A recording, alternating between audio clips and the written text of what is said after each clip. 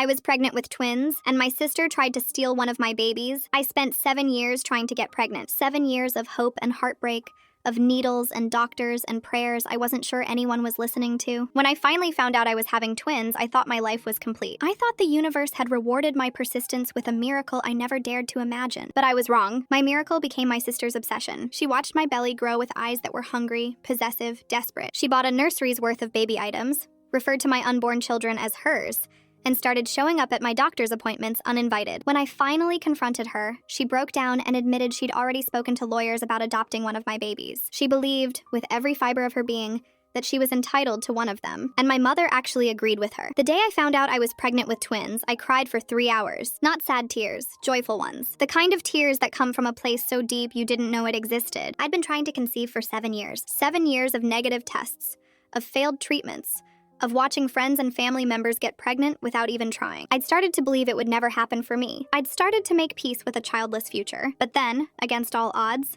it happened. And not just one baby.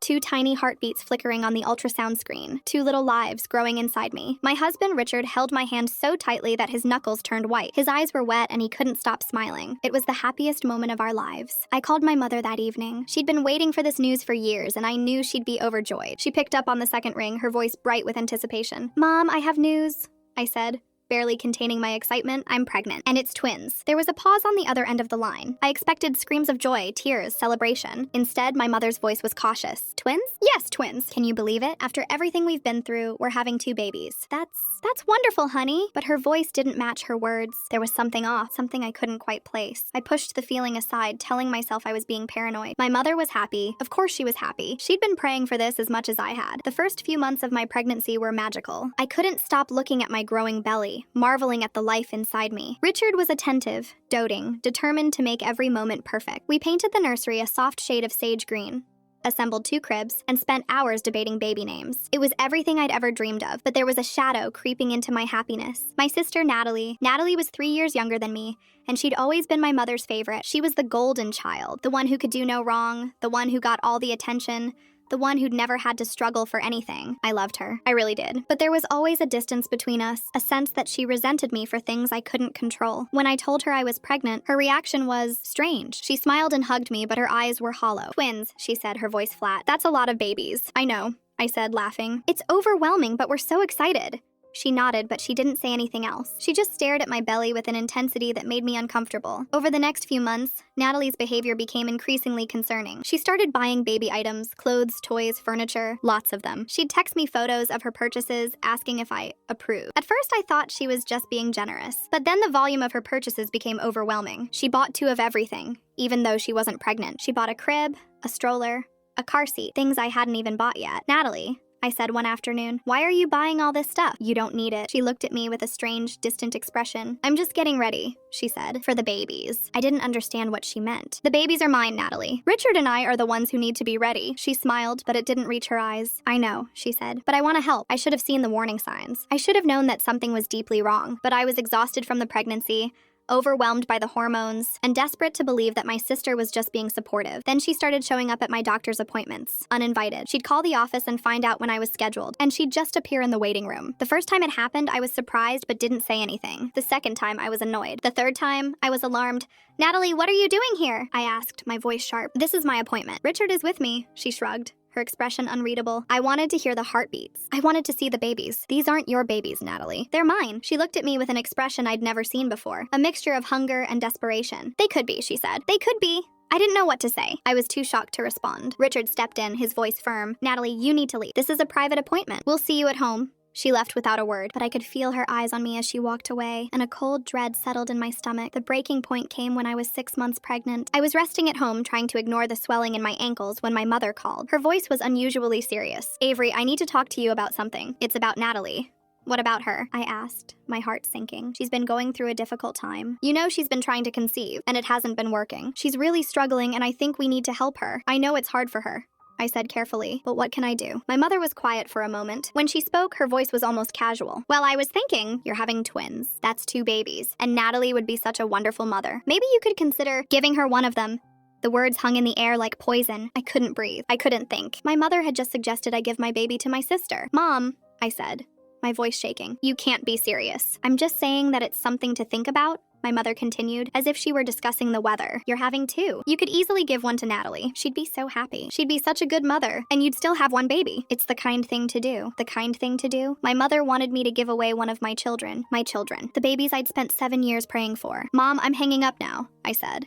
I can't have this conversation. Avery, don't be dramatic. I'm just trying to— I hung up. I sat on the couch, clutching my belly, feeling my babies kick and move inside me. They were safe. They were mine. No one was going to take them. Richard came home that evening to find me crying on the couch. I told him what my mother had said, and his face went pale with rage. Your mother suggested we give away our baby? He said, his voice barely controlled. To Natalie? She said it would be the kind thing to do. Richard sat down beside me, his jaw tight. Avery, this is insane. This is beyond insane. We need to cut them off. We need to protect our family. I nodded, but I couldn't stop thinking about Natalie. The way she'd looked at my belly. The way she'd bought all those baby items. The way she'd shown up at my appointments. She wasn't just struggling. She was obsessing. She'd convinced herself that my babies were somehow hers. I called Natalie the next day. I needed to understand. I needed to know how deep this went. Natalie, I said, my voice steady. Mom told me what you suggested, that I give you one of my babies. Is that true? There was a long pause. When Natalie spoke, her voice was eerily calm. I've been thinking about it a lot, Avery. You're having two. You don't need both. I've been trying so hard to have a baby and nothing works. You're my sister. You're supposed to help me.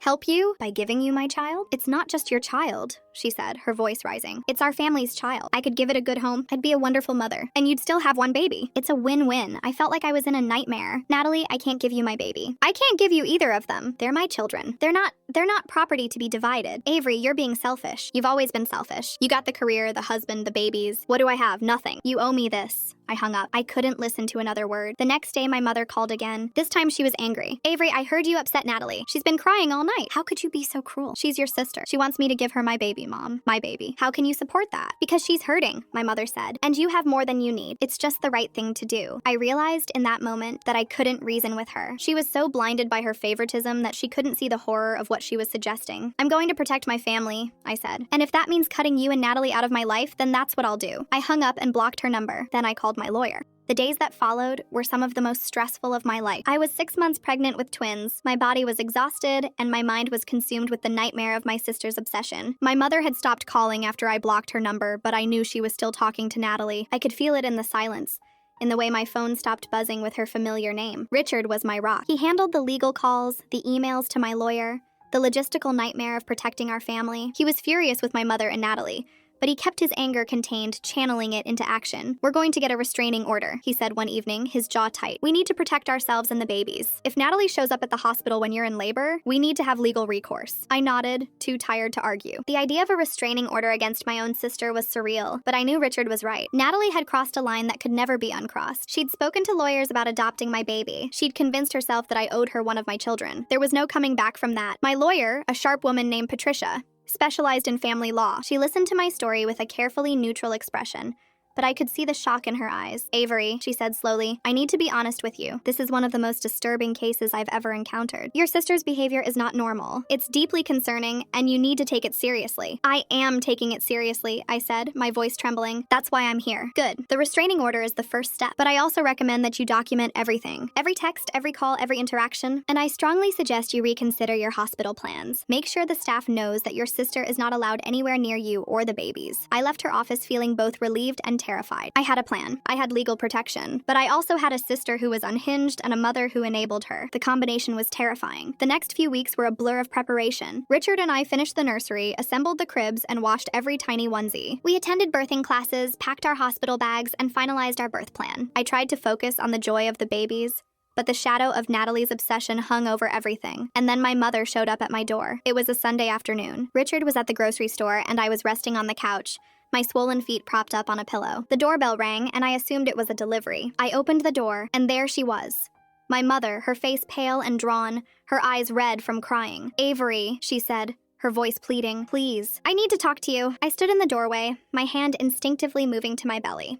Mom, you can't be here. I told you I need space. I know, and I'm sorry, but I need to tell you something. It's important. It's about Natalie. I hesitated. Every instinct told me to close the door to protect myself and my babies, but something in my mother's voice made me pause. She looked desperate, broken. Fine, I said, but you have 5 minutes. And Richard will be back soon. My mother stepped inside, her eyes darting around the house. She looked at the nursery, at the baby items, at the evidence of the life I was building. Her expression was unreadable. Avery, she began. I know I've made terrible mistakes. I know I've hurt you. But I need you to understand something about Natalie. What is there to understand? I asked, my voice sharp. She wants to steal my baby. She's spoken to lawyers. She's obsessed. There's nothing to understand. My mother flinched. She's been going through something you don't know about. Something she's been hiding from everyone. I waited. My mother took a deep breath. Natalie had a miscarriage last year. A late-term miscarriage. She was 5 months pregnant. She never told anyone. Not even me. She was too ashamed. She thought she'd done something wrong. I felt the air leave my lungs. Natalie had been pregnant. She'd lost a baby. And she'd been suffering alone. Why didn't she tell me? I asked, my voice barely a whisper. I could have helped her. She didn't want help, my mother said. She wanted to pretend it never happened. She was convinced that if she just tried hard enough, she could make it go away. But it didn't go away. It just festered. And then you got pregnant and she couldn't handle it. She saw your babies and she thought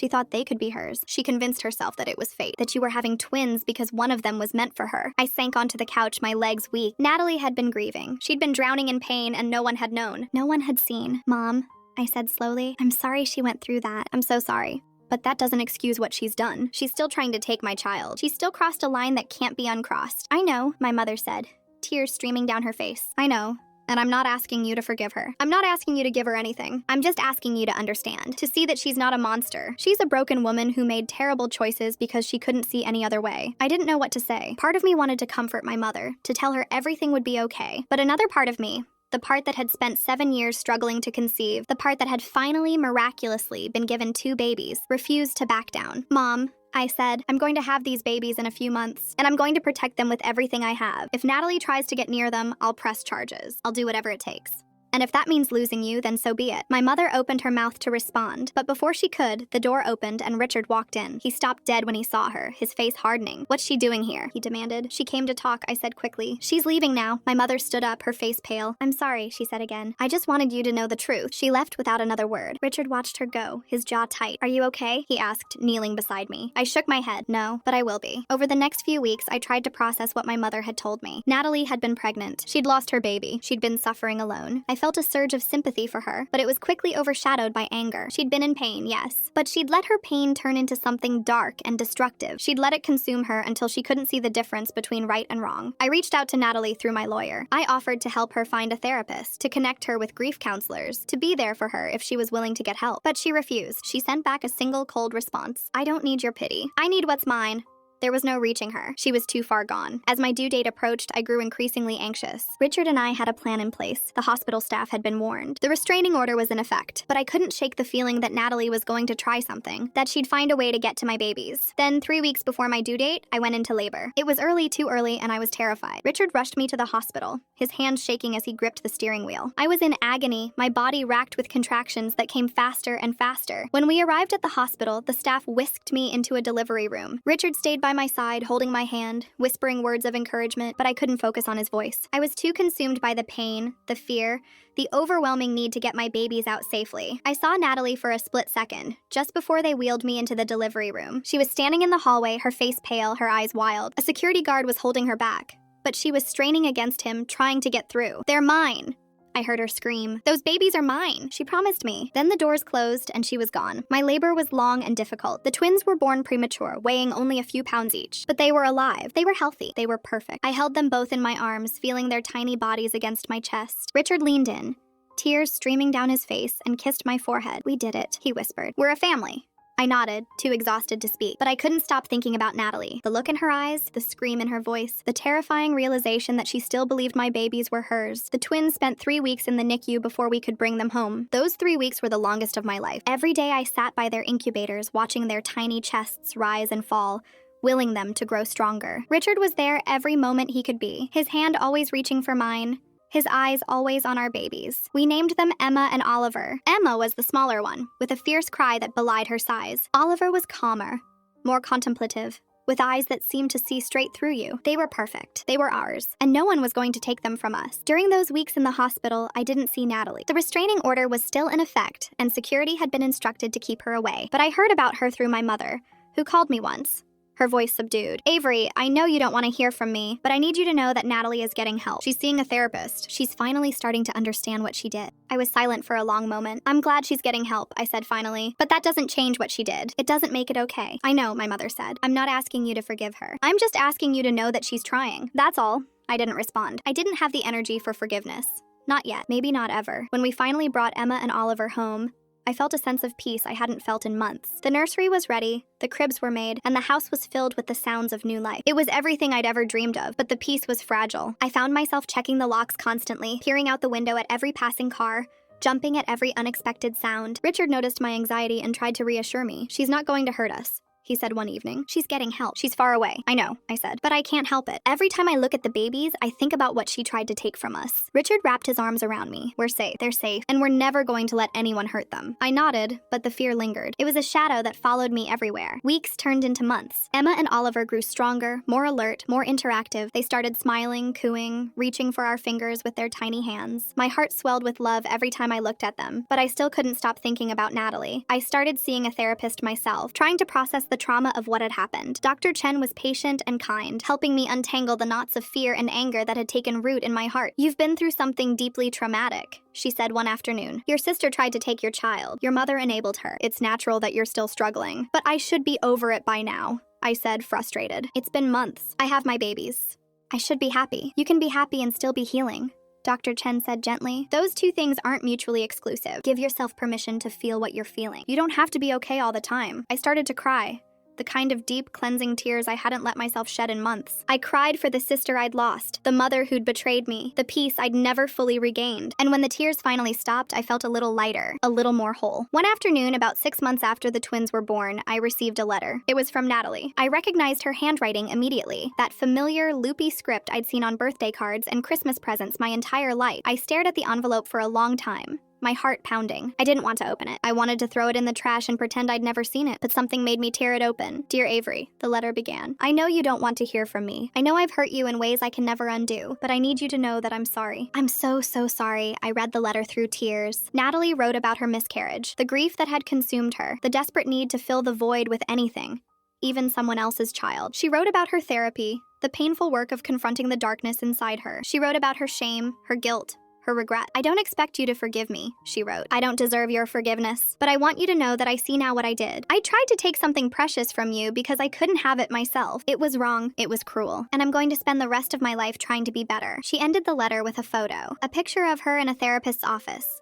holding a certificate that read, "Completion of Grief and Trauma Counseling." She looked different than I remembered, softer, smaller, like she'd finally let go of the anger that had consumed her. I sat on the couch, the letter in my hands, and let myself feel everything. The anger, the sadness, the faint flickering hope. "What do you think?" Richard asked, sitting beside me. I shook my head slowly. "I don't know. Part of me wants to tear this up and pretend it never happened. Part of me wants to call her and scream at her. And part of me," I paused, taking a shaky breath, "part of me wants to believe she can change. Can she?" I thought about my mother's words, about the grief Natalie had been carrying, about the years of pain that had led her to this moment. "I don't know," I admitted, "but I think I want to give her a chance. Not to be in my life, not to be near my children, but to prove that she's not the person she was." Richard was quiet for a moment. "If that's what you want, I'll support you. But I'm going to be watching, and if she does anything to hurt you or the babies, I'll step in." I nodded. That's all I asked. It took me 2 weeks to respond to Natalie's letter. I wrote and rewrote my response, struggling to find the right words. In the end, I kept it simple. "Dear Natalie," I wrote, "I read your letter. I'm glad you're getting help. I'm not ready to forgive you, and I'm not ready to have you in my life, but I want you to know that I see your pain, and I hope you find peace. I hope you find the happiness you're looking for, but I can't be part of that journey. Not yet, maybe not ever. Take care of yourself, Avery." I didn't hear back from her. I wasn't sure if I was relieved or disappointed. Over the next year, my relationship with my mother slowly started to heal. She never fully apologized for what she'd done. She was too proud for that, but she showed up. She came to Emma and Oliver's first birthday party. She brought gifts and smiled and held her grandchildren with a tenderness that broke my heart. It wasn't forgiveness. It was something quieter, a tentative truce,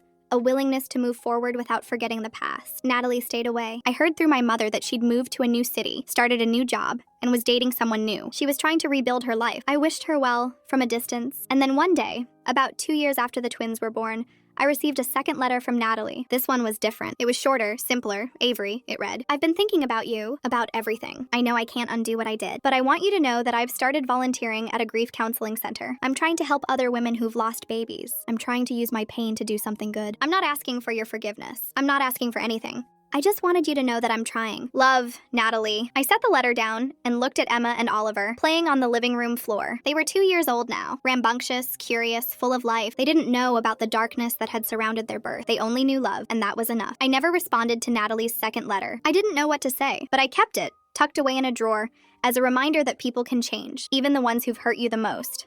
I still had bad days. Days when the fear crept back, when I woke up in a cold sweat, convinced that someone was trying to take my children. But those days were fewer now. They were smaller. I'd built a life for myself and my family. A life filled with love and laughter and the quiet joy of watching my children grow. I'd survived the worst thing that ever happened to me. And I'd come out the other side. As I watched Emma and Oliver chase each other around the living room, I felt a sense of peace I hadn't known was possible. My sister had tried to take everything from me, but in the end, she'd given me something unexpected. She'd given me the strength to protect what mattered most. I walked into the kitchen and started making dinner. The sun was setting outside the window, painting the sky in shades of orange and pink. It was beautiful, and I was part of it. My family was broken, imperfect, scarred by betrayal, but it was mine, and I was going to fight for it every single day.